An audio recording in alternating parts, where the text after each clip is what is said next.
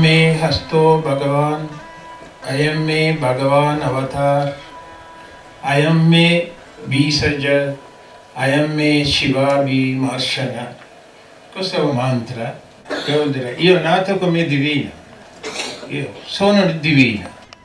Quindi identificare ayam me Bhagavan avatar, sentire noi stessi, sono divino. Ayam me hasto Bhagavan, io ho i due mani divine. Io ti tocco, tu guarirai.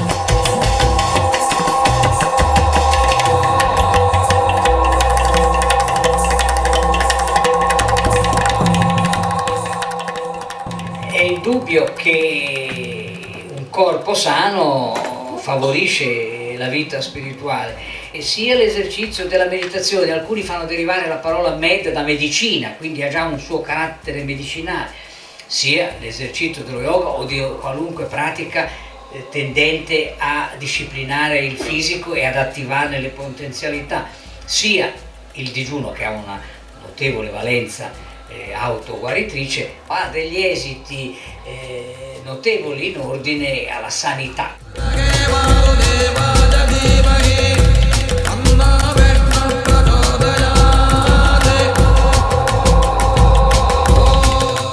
È mia precisa convinzione che più di un processo taumaturgico e esoterico, l'autoguarigione si sintetizzi in una conoscenza di sé. Cosa dice la Ayurveda? Una parte dice chi sei tu, una volta l'ho capito, dove tu stai, dove vivendo, il mondo. Devo capire un po' del mondo anche. E cosa? Cosa è il mondo? È pienezza. E se io sto pienezza, vedo il mondo la pienezza. Io gioia, il mondo la gioia.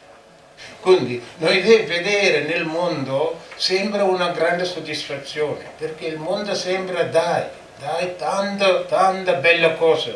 Il rapporto con il mondo sembra una buona opportunità per noi conoscere noi stessi. Il mondo aiuta noi a conoscere chi sono io.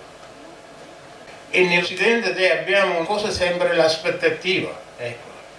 Invece la nostra cultura vedica no, contrario, non aspetta. Io do qualcosa grazie a te perché tu hai dato questa opportunità, così sviluppare la mia compassione, il mio amore e così.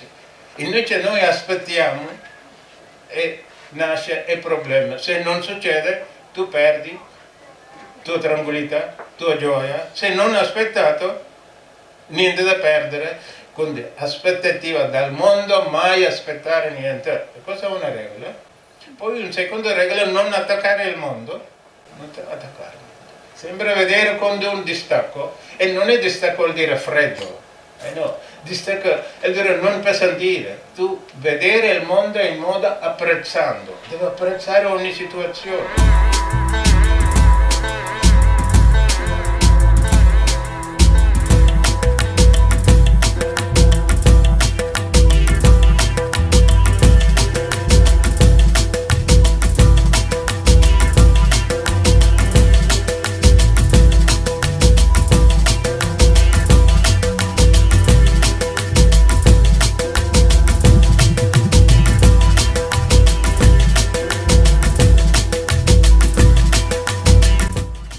mi è piaciuta anche l'interpretazione che poi ne ha dato il maestro, così spirituale, di queste due metà collegate da queste 7, lui le ha chiamate sadhana mi pare, che sono le varie vie, cioè i vari stadi di purificazione per arrivare poi alla spiritualità.